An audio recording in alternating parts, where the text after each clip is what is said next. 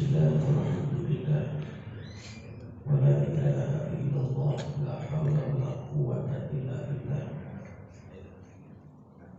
Asyhadu an la ilaha illallah wahdahu la syarika lah, wa asyhadu anna Muhammadan abduhu wa rasuluhu la nabiyya ba'dah. Wa nusalli wa nusallim ala sayyidina Muhammadin ibn Abdillah, amma ba'd. A'udzu billahi minasy syaithanir rajim. Bismillahirrahmanirrahim. Man kana yuridu al-kalimut thayyibu wal 'amalus shalihu yarfa'u.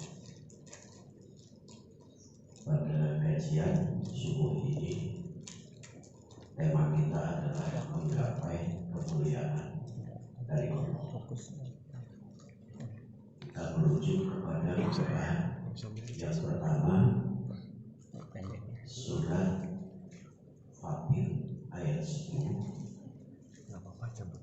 Yang kedua, surah Al-Qasas ayat 83. Dua ayat nanti kita kait-kaitkan dengan ayat yang lain, yang mudah-mudahan kita tetap semangat untuk senantiasa menuntut ilmu,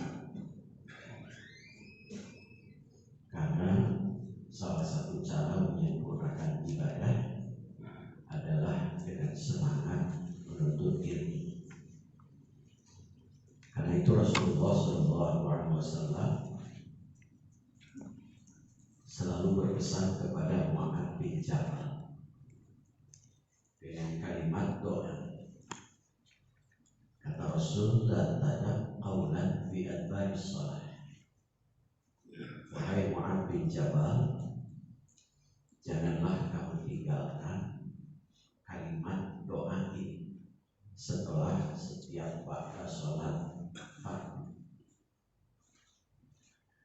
Lalu Mu'adz bin Jabal bertanya, apa kalimatnya ya Rasul? Kemudian Rasulullah mengajarkan kepada Mu'adz bin Jabal, doanya kita sudah hafal.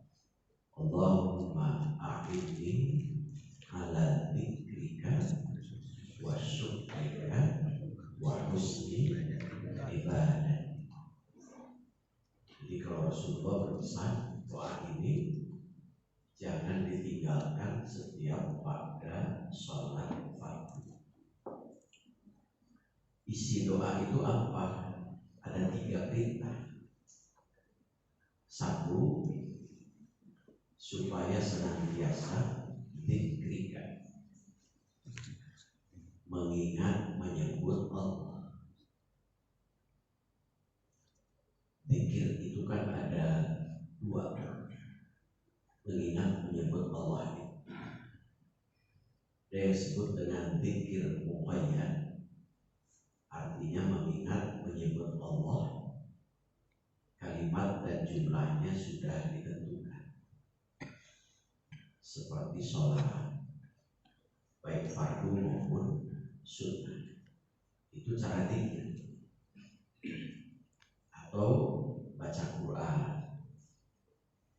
atau kalimat subhanallah walhamdulillah Allahu akbar. Itu kalimat muqayyad, kalimat dan jumlahnya ditentukan. Subhanallah setiap sholat 33, alhamdulillah 33, Allahu akbar 33. Itu sudah ditentukan. Yang kedua, ada dzikir atau mengingat menyebut Allah yang disebut dengan dzikir mutlak. Dzikir mutlak itu artinya mengingat menyebut Allah, yaitu kalimat dan jumlahnya tidak ditentukan. Ada 3, ada dzikir asma, ada dzikir sifat, ada dzikir dat. Dzikir asma itu asmaul husna, boleh diurut dibaca semua 99. lebih hafal anak cucu kita kadang itu daripada bapak ibunya. Asmaul Husna itu boleh juga dipilih. Biasanya yang favorit itu Ya Rahman, Ya Rahim, Ya Razzaq, Ya Ghani. Itu favorit asma itu. Jadi Ya Rahman, Ya Rahim karena minta ulas asih. Ya Razzaq minta rizki. Ya Ghaniyu minta kaya. Itu favorit gitu. Ini biasanya. Jumlahnya berapa? Terserah. Mau 1, mau 2, mau 1000, mau 100, mau 10.000 ya terserah. Karena kalimat dan jumlahnya tidak ditentukan sesuai dengan kemampuan. Disebutnya dzikir mutlak. Kalau sholat itu ada disebut sholat mutlak, sholat intidhar. Ada 2 sholat yang jumlah rakaatnya tidak ditentukan. Jadi kalau Bapak sholat Jumat itu datang lebih awal, maka pahalanya mutlak. Pahalanya. Kalau datang yang kedua, pahalanya sama. Datang yang ketiga, pahalanya kambing. Datang yang keempat, pahalanya ayam. Datang terakhir, pahalanya telur ayam. Jadi kira-kira kita pahalanya yang mana? Kebanyakan kita telur ayam.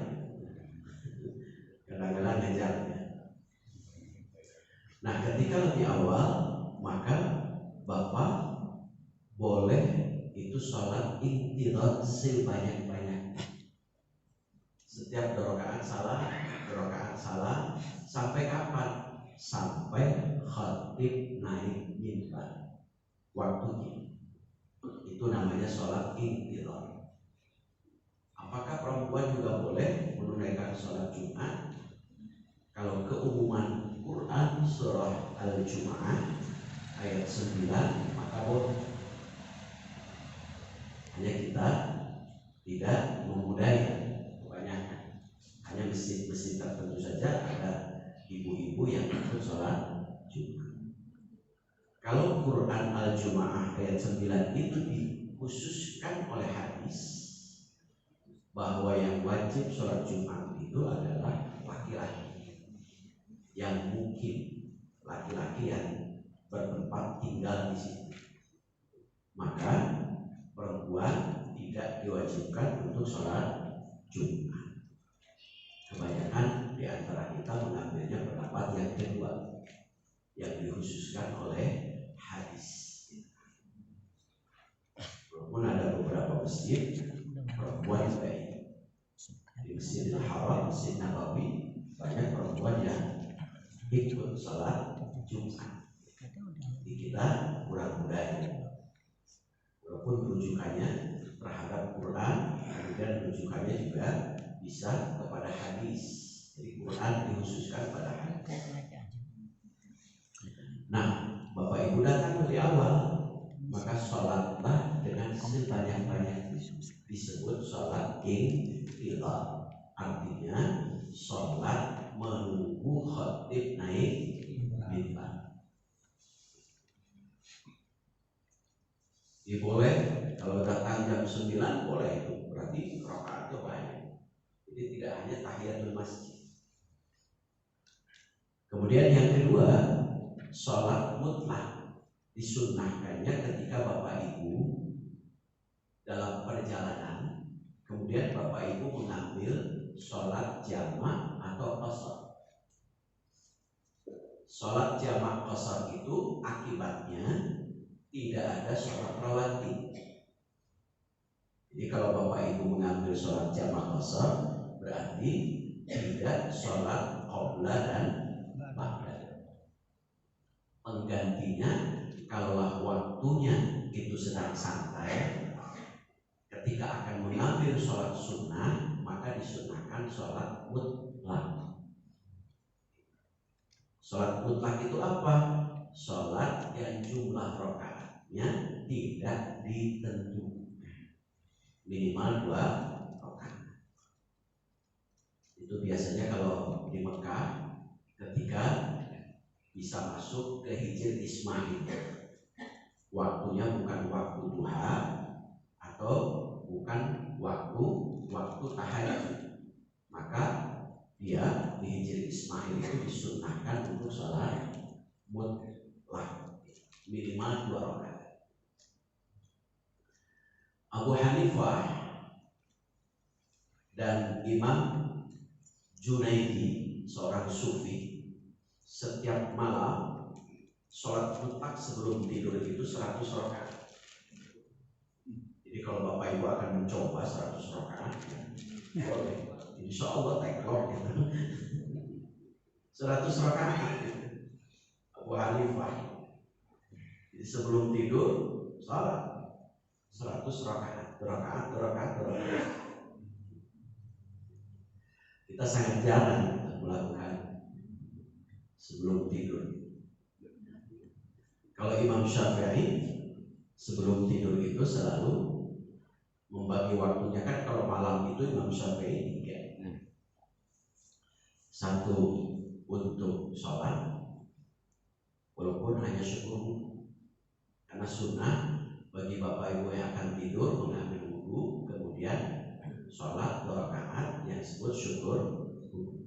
Keutamanya luar biasa ketika syukur wudu itu. Di Bilal, ini kan hadisnya dari Bilal,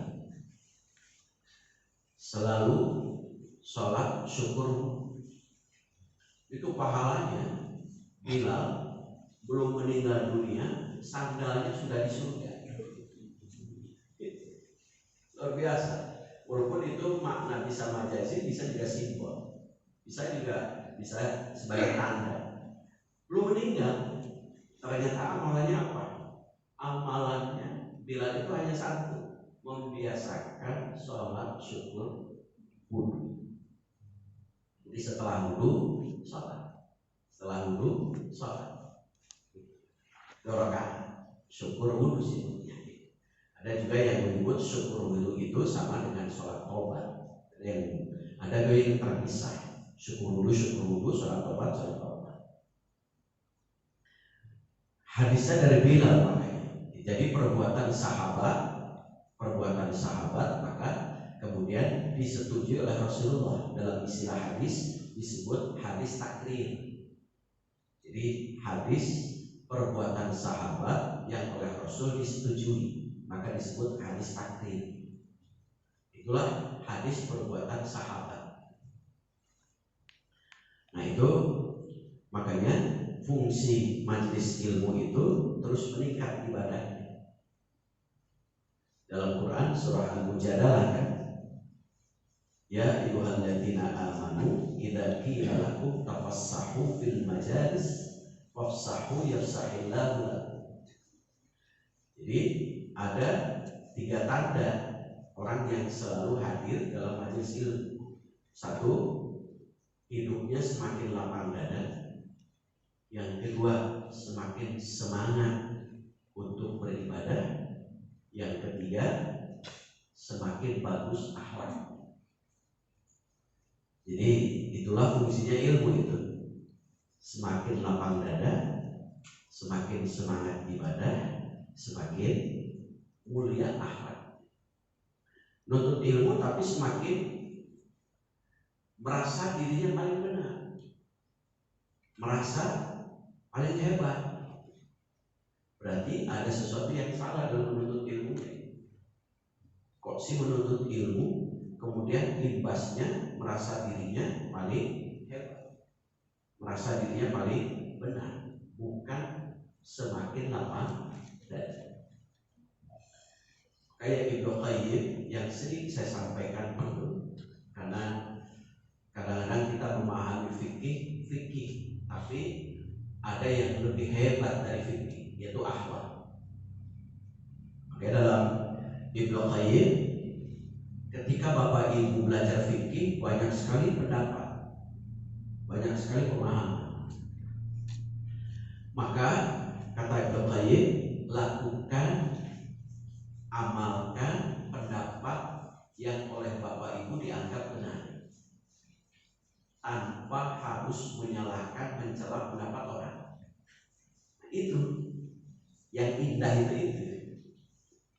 Jadi kalau Bapak Ibu mengambil pendapat A, maka lakukan, amalkan pendapat yang oleh Bapak Ibu benar, dianggap benar, tanpa harus menyalahkan, mencela pendapat orang lain. Itu akhlak itu.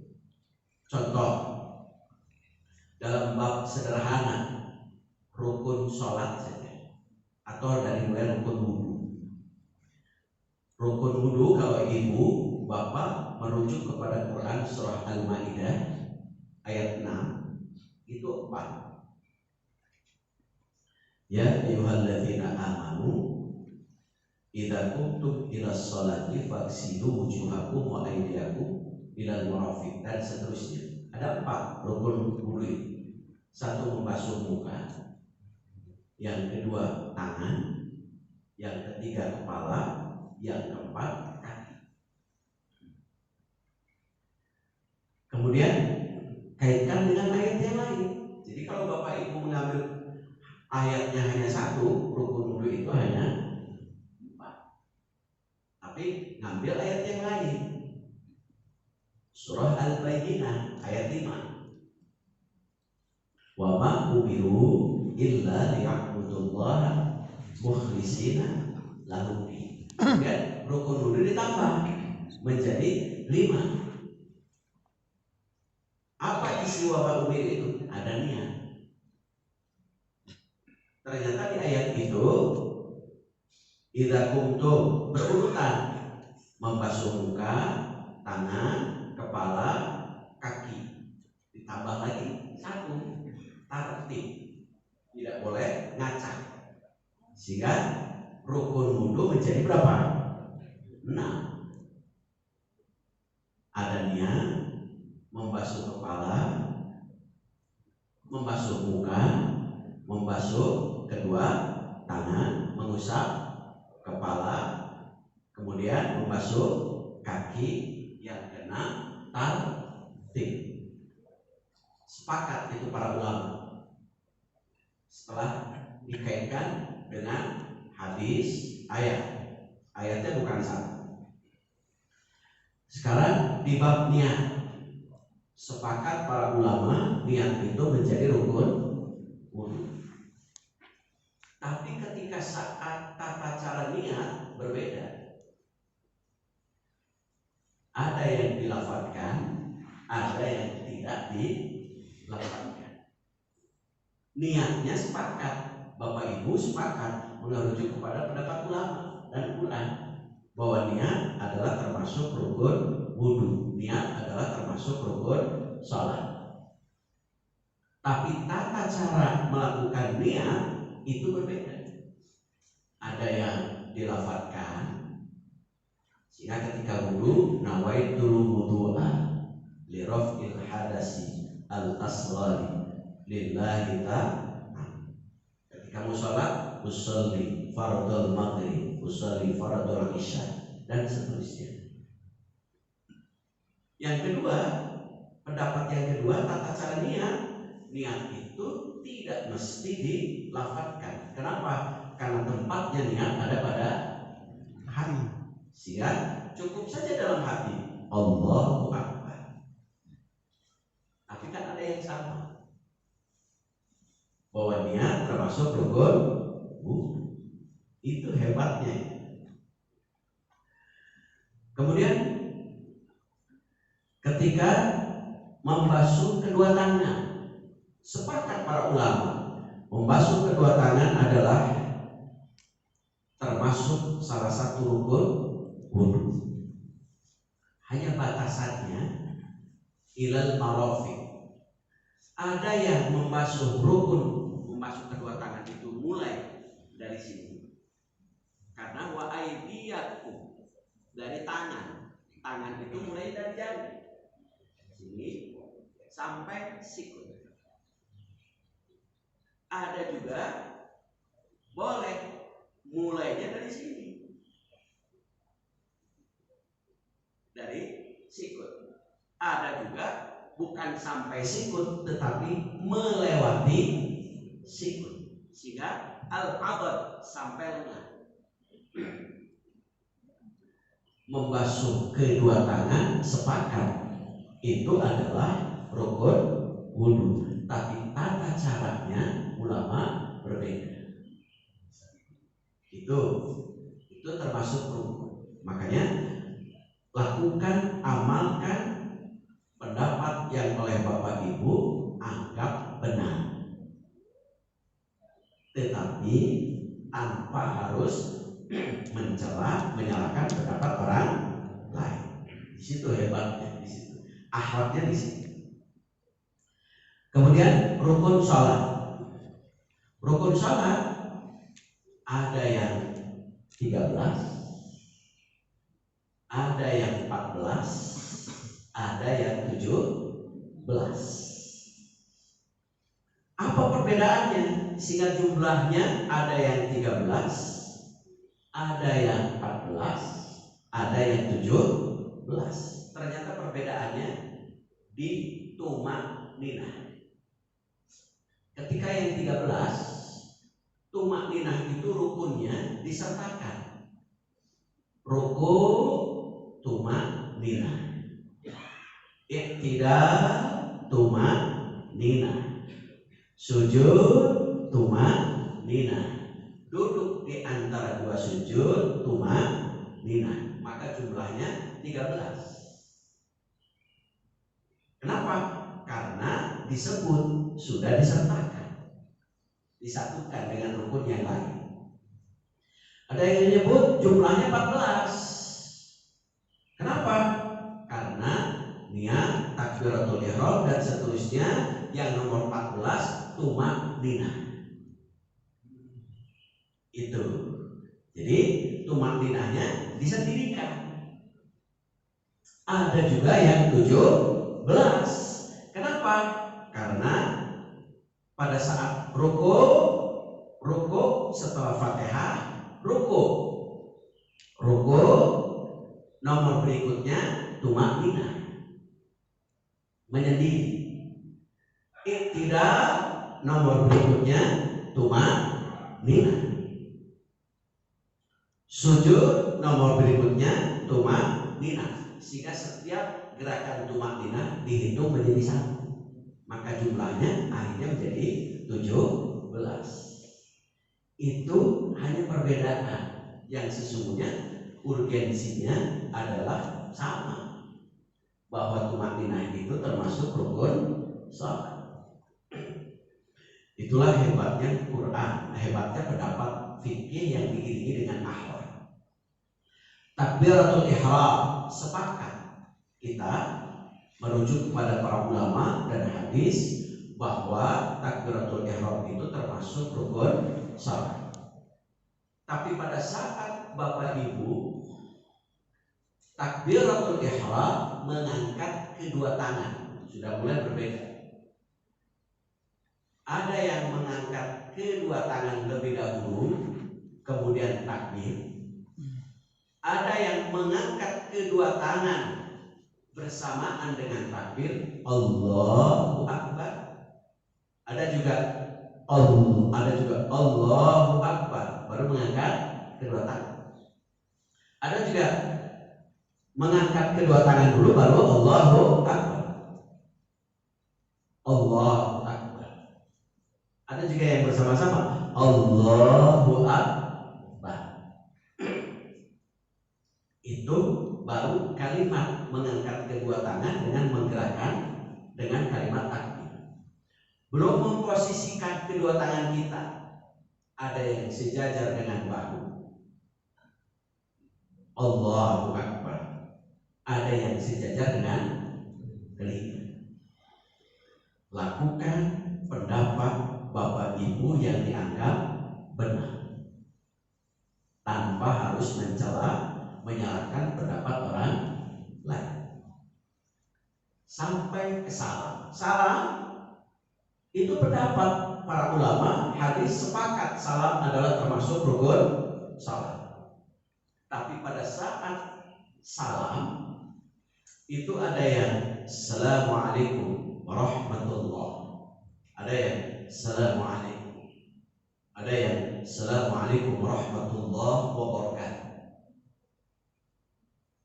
Asal batasannya pada huruf mim. Assalamualaikum, batal, tidak usah mengulang. Asal mimnya terucap, itu batasannya salat kita. Yang kiri sunnah. Assalamualaikum, brot, tidak usah diulang, sah salatnya. Itu. Tapi pada saat Assalamualaikum, brot, ngulang salatnya. Jadi batasannya pada lafaz pada huruf mim. Kum terucap oleh kita, maka sempurna sholatnya. Sempurna sholat walaupun tidak mengucap kalimat Assalamualaikum di. Tetapi pada saat Bapak Ibu sebagai masbuk, maka lebih baik saat akan berdirinya setelah imam melakukan salam ke kiri. Jadi kadang ada masbuk, Assalamualaikum baru alaik langsung berdiri. Assalamualaikum warahmatullahi, Assalamualaikum warahmatullahi wabarakatuh, Assalamualaikum warahmatullahi, langsung berdiri. Itulah kemuliaan di mana inti menyebut mengingat Allah itu adalah ada aturannya. Tetapi aturan itu kemudian terjadi perbedaan pendapat, maka perbedaan pendapat itu sikapi dengan lapang dada. Yang kedua, isi doa ini ala dzikrika wa syukrika. Supaya apa? Setiap hari, setiap saat, setiap detik kita senantiasa bersyukur. Syukur itu lawannya adalah kufur. Syukur itu apa artinya? Terbuka. Terbuka sama dengan lapang dada. Tanda lapang dadanya gimana? Lisan tidak mengeluh, tetapi mengucap hamdalah. Jadi tidak ngeluh ini, tidak mengumpulkan kecrek. Hujan wae, tara hujan malodok. Kecrek, kadang penyakit asma.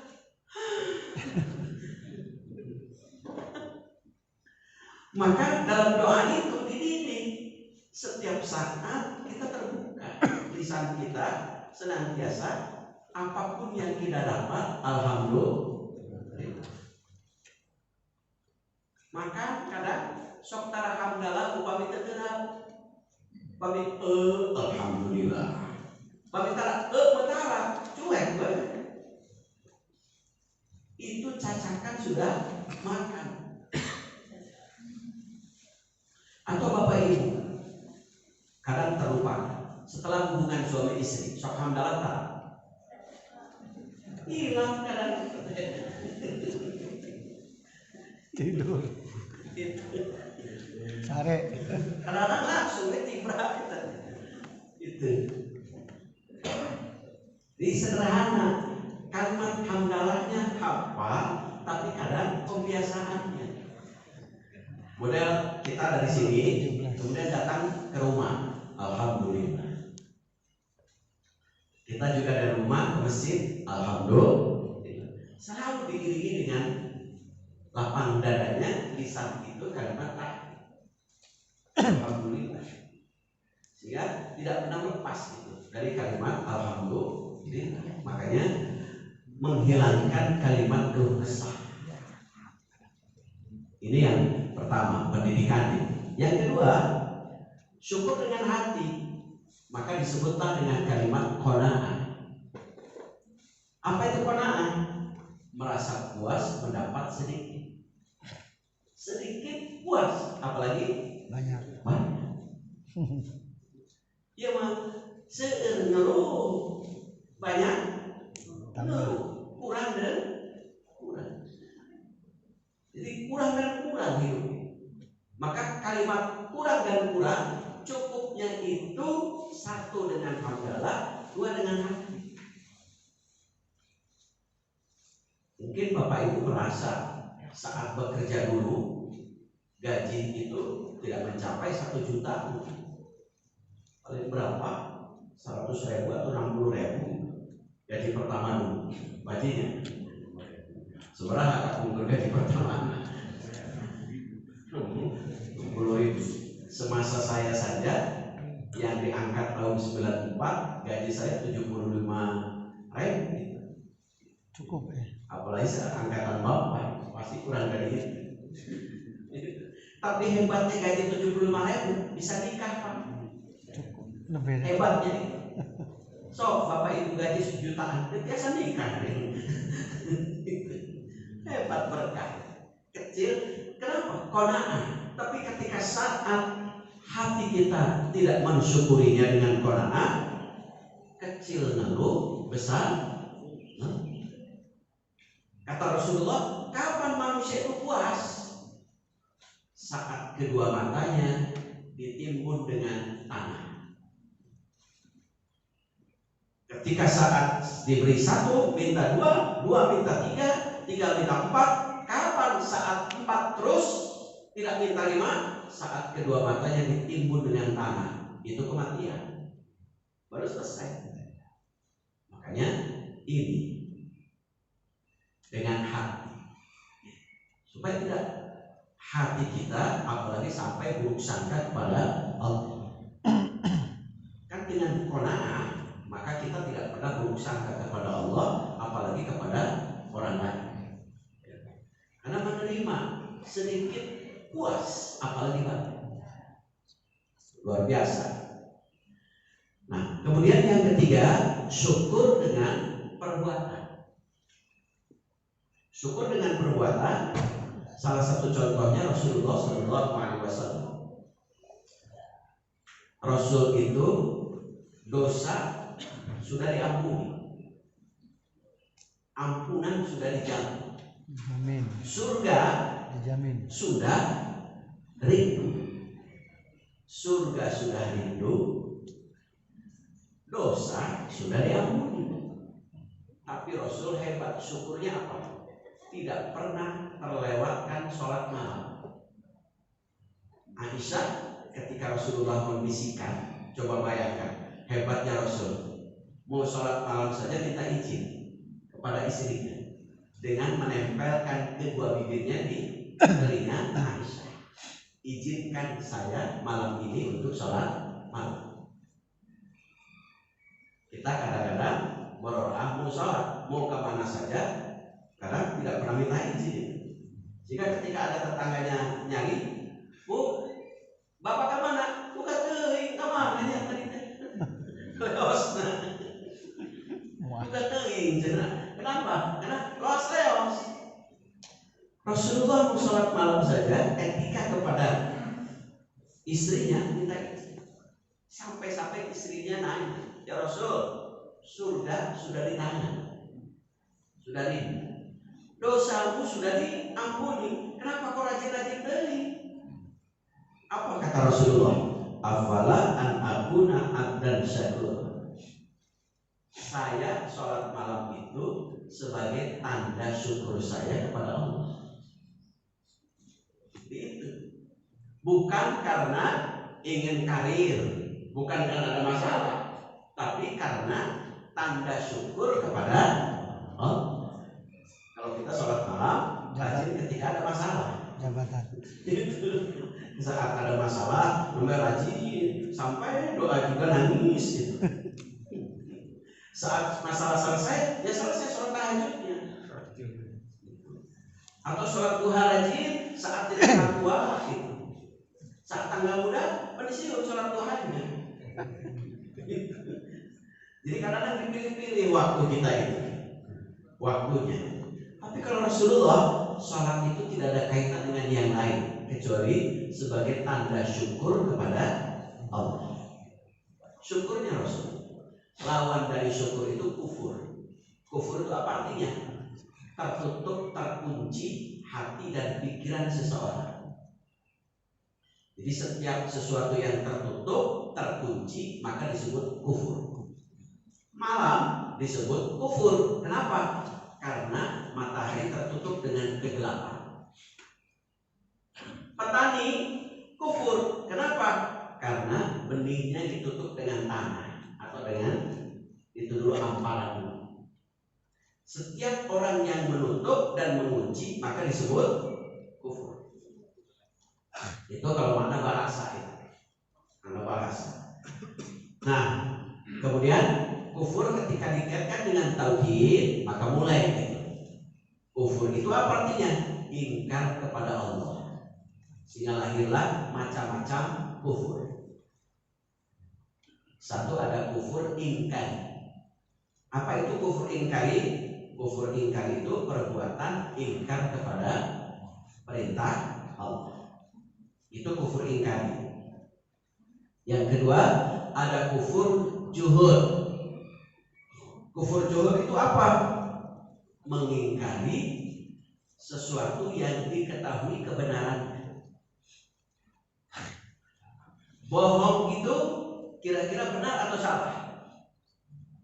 Salah kan? Tapi kemudian dilakukan, maka berarti disebut kufur juhud.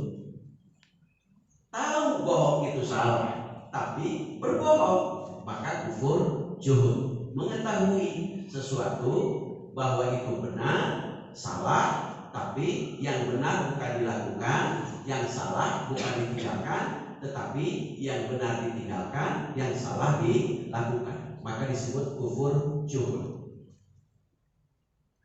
Yang ketiga ada kufur ilhad. Kufur ilhad itu apa? Penyimpangan dari kebenaran. Nyimpang. Maka dalam Quran surah Al-Fatihah, Shiratal ladzina an'amta 'alaihim ghairil maghdubi 'alaihim waladdallin. Orang yang senantiasa benar maka disebut an'amta, dapat nikmat. Orang yang dimurkai oleh Allah maghdub karena tahu benar tapi tahu salah tapi dilakukan, tahu benar tapi ditinggalkan, dimurkai oleh Allah. Ad-dhalin itu ia dalam kesesatan. Kenapa? Karena dia tidak tahu benar dan salah, maka hidupnya selalu sesat. Itulah makna kufur ilhad. Yang keempat ada kufur nifaq. Kufur nifaq itu pengakuan dalam lisan tapi hatinya ingkar. Lisannya yes, hatinya tidak. Tuh. Jadi dalam istilah Sunda mah pamenteu nyangare hate mangkir. Jadi dipengker pamenteu nama leres tapi hatena teu. Hatena jadi tidak sinergiknya antara hati dengan lisan apalagi perbuatan. Itu kufur nifaq. Yang kelima ada yang disebut dengan kufur syirik. Kufur syirik itu menduakan Allah. Atau bisa jadi ada syirik asghar, syirik kecil. Syirik kecil itu apa? Riya. Riya itu apa? Ibadahnya bukan untuk Allah, tetapi untuk manusia. Yang terakhir ada yang disebut dengan kufur nikmat. Kufur nikmat itu apa? Sebagai dia dapat nikmat tapi tidak pandai bersyukur kepada Allah Subhanahu wa taala. Hidupnya hanya mengumpulkan ngeluh dan mengeluh. Makanya dalam istilah bahasa tafsir tarkus sakawa bi alamil ikhtibar illa billah. Salah satu tanda orang yang syukur adalah meninggalkan keluh kesah. Ketika dia diuji dengan berbagai ujian, namun keluh kesah itu hanya kepada siapa? Hanya kepada Allah. Maka itulah salah satu cara untuk mengamalkan ayat wasta'inu bis-sabri was-salah. Nah, bagaimana cara menggapai kemuliaan Allah? Dalam Quran surah Fatir ayat 10. Ada dua kalau dalam ayat ini. Fatir ayat 10. Satu, ilaihi yas'adul kalimut thayyib. senantiasa membiasakan tutur kata yang baik. Jadi ternyata tutur kata yang baik, benar, itu bisa menggapai kemuliaan Allah. Contoh, di Quran ada 2 kisah inspiratif yang dengan lisannya diangkat derajatnya, dengan lisannya dihinakan oleh Allah. Siapa dengan lisannya itu diangkat derajat? Luqman Al-Hakim. Diangkat oleh Allah dalam salah satu nama surat, yaitu surat Luqman. Kenapa? Hikmah. Selalu tutur katanya tidak pernah menyakiti orang. Makanya hikmah itu tutur kata yang berbobot, tutur kata yang mengandung nasihat, tutur kata ilmu dan amalnya sinergi, seimbang. Maka disebut hikmah. Tutur katanya begitu sangat bijak. Itulah solusi. Makanya dalam istilah Pegadaian, mengatasi masalah tanpa masalah. Itu hikmah. Ada masalah, tapi karena dengan tutur kata yang bagus, maka selalu mengatasi masalah tanpa masalah. Pegadaian. Walaupun di dalamnya ada masalah, karena ketika ngegadainya kedamaian Pasti bermasalah. Tetapi dengan moto itu luar biasa itu. Jadi kadang-kadang kita ada masalah dengan tutur kata yang salah, bukan menyelesaikan masalah tapi nambah masalah. Contoh, kita niatnya benar tapi menyelesaikan masalah dengan marah-marah, itu kan kadang-kadang tambah masalah. Karena kadang ada orang yang bisa jadi tidak suka dengan kemarahan.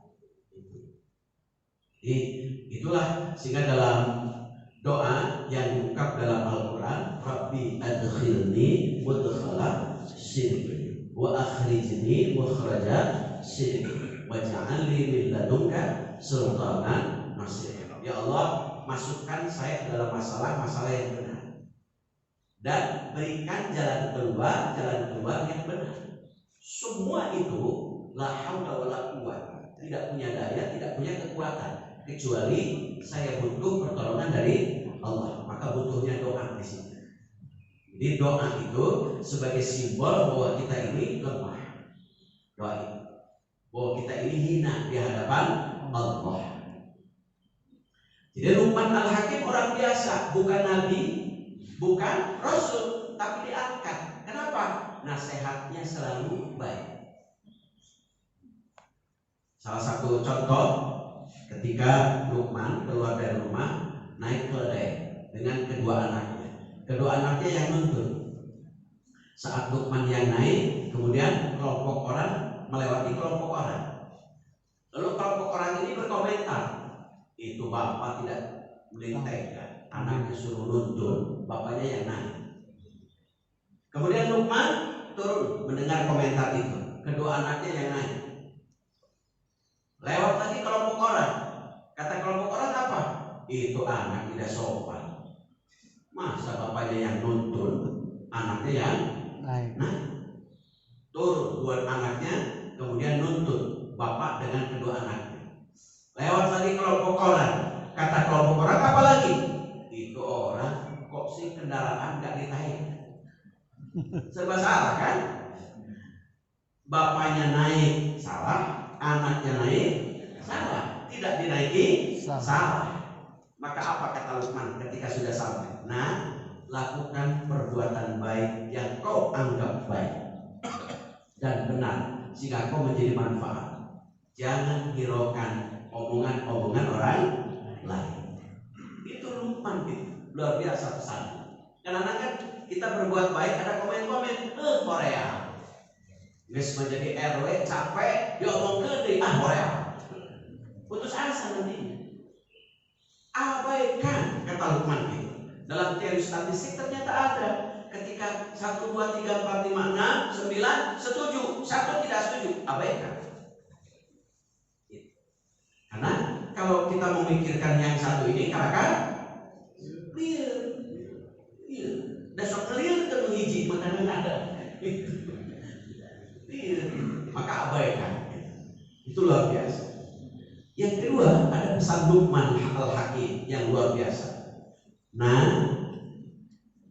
ingat 3 perkara, jangan kok ingat 2 perkara. Ingatlah 3 perkara, jangan kok ingat 2 hal. Ingat 3 hal, jangan kok ingat 2 hal. Apa yang harus diingat? Ingat Allah, ingat dosa, ingat mati. Apa yang tidak boleh diingat? Kata Luqman, mengingat kebaikan kita, mengingat kejelekan orang lain. Itu luar biasa, Luqman. Makanya Allah angkat derajatnya karena ini lisan. Maka dalam hadis, salamatul insan fi hifdzil lisan. Keselamatan manusia itu ada pada ini. Kalau sekarang lisan itu bisa diwakili dengan kedua tangan. Jari. Itu kedua tangan. Di HP tak tektok dipasyaun. Maka dalam hadis, al muslimu man salimal muslimuna min lisanihi wa yadihi. Keselamatan kita sebagai muslim ternyata 2. 1 lisan, 2 tangan. Lisan tutur kata, lisan diam, tangan. Sekarang bisa pasnya gara-gara apa? Dikeluarin Di grup itu pasti nggak dikeluarin. gara-gara tak tektok gitu. Jadi dia punya beritanya meributkan, tapi tidak diedit terlebih dahulu atau tidak dikritisi, langsung share. Wah, langsung ramai. Tangan kita, makanya manusia dijaga dengan ini. 1 lisan, 2 tangan. Luqman Al-Hakim menjaganya, mulia. Tapi ada yang kadang ini dia dihinakan oleh Allah. Siapa? Abdul Uzza. Diberi gelar oleh Allah dengan sebutan Abu Lahab. Kenapa disebut Abu Lahab? Karena ininya provokator. Jelek mulutnya, selalu fitnah. Rasul difitnah.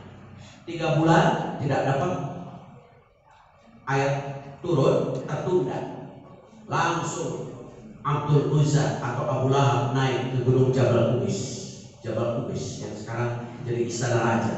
Naik, diumumkan, tuh Muhammad dia sudah ditinggalkan oleh Tuhannya. Wah, kata Abu Lahab. Istrinya juga sama, muter-muter keliling kampung. Tuh Muhammad sudah ditinggalkan oleh Tuhan. Karena mulutnya jelek, Abdul Uzza orang yang terpandang, kaya, Allah hinakan dengan sebutan Abu Lahab. Karena mulutnya jelek, istrinya Abu Lahab namanya adalah Arwa, disebut oleh orang-orang Arab karena sangat cantik. Ummu Jamil itu artinya bucan. Bucan itu apa? Cantik, karena memang sangat cantik. Tapi oleh Allah dihinakan karena ininya disebut dengan Al-Quran hammalatal hatab. Ini orang yang selalu baik membawa kayu bakar. Makanya atas fitnah Abu Lahab dan istrinya itu maka Allah turunkan Quran surah Al-Lahab. Yang kedua Allah turunkan Quran surah Ad-Duha. Jawaban dari fitnah itu apa? Ma wadda'aka rabbuka wa ma qala.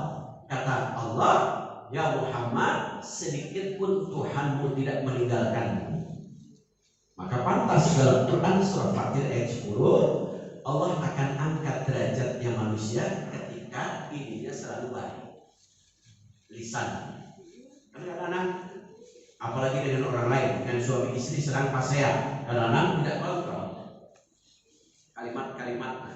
Apalagi anak-anak sekarang kadang pertama nama demi Allah kan itu nama binatang demi Allah anjing saya goblok.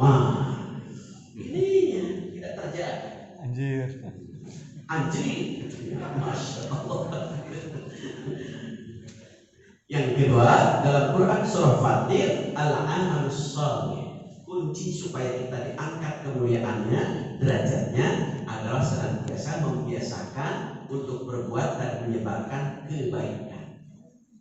Kebaikan apa? Contoh sederhana, kebaikan. Ada sampah, ambil, simpan di tempatnya. Itu kebaikan yang luar biasa. Jadi sedikit tetapi baik, pahala besar. Kalau dalam kalimatnya subhanallah, kebaikan. Alhamdulillah, kebaikan. Tapi timbangannya begitu sangat berat. Jadi kebaikan di sekitar kita itu begitu sangat banyak. Makanya dalam Al-Quran surah Al-Kahfi 110 di ujungnya, faman kana yarju liqa'a rabbih falyamal amalan shalihan. Kalaulah kita ingin mendapat ampunan, ingin mendapat rahmat, ingin mendapat pahala surga, maka kuncinya adalah satu, falyamal amalan shalihan. Perbanyak perbuatan baik dan menyebarkan kebaikan. Menyebarkan kebaikan itu mudah sekali. Senyum itu baik, ketemu senyum baik. Maka ketika ketemu, apalagi salaman, senyum, maka berjatuhan dosanya. Tapi ketika saat ketemu orang dimoli, bibir monyong 5 mili, bukan jatuh dosanya tapi tambah dosa, apalagi menyebarkan kedengkian, kebencian. Maka Rasulullah Shallallahu Alaihi Wasallam ada 4 amalan yang ketika ibu bapak melakukannya masuk surga itu lebih cepat dari pesawat Sukhoi. Sudah sampai ke surga. Apa itu? Ufsus salam, menyebarkan salam, menyebarkan perdamaian, keselamatan, bukan kebencian. Yang kedua apa? Wasilul arham, selalu menyambungkan tali silaturahim, bukan memutuskan silaturahim. Yang ketiga, wa'at'imut ta'am, selalu memberi makan. Memberi makan pada siapa? Siapapun, fakir miskin atau tetangga atau siapapun. Yang keempat, apalagi wasallu bil lail, yaitu salat malam. Itu salah satu kebaikan. Apalagi kebaikan kita diiringi dengan iman, amal, akhlak. Insya Allah itu kita akan menjadi orang yang masuk surga pertama kali langsung lebih cepat dari pesawat Sukhoi. Amin. Itulah kunci menggapai kebaikan dalam Quran surah Fatihah ayat 10. Insya Allah kita sambung nanti. Dari belum jelas? Oces. Alhamdulillahirabbil alamin. Itu saja barangkali, mudah-mudahan kita pengajian ini hidup kita semakin lapang dada. Kemudian kita juga semakin semangat untuk melakukan ibadah dan juga mudah-mudahan kita menampakkan akhlak yang baik. Amin. Banyak umur, sehat dan berkah. Mudah-mudahan. Kita tutup sama-sama pengajian ini dengan membaca doa kifaratul majlis. Subhanaka Allahumma wa bihamdika asyhadu an la ilaha illa anta astaghfiruka wa atubu ilaik. Assalamualaikum warahmatullahi wabarakatuh. Waalaikumsalam warahmatullahi wabarakatuh.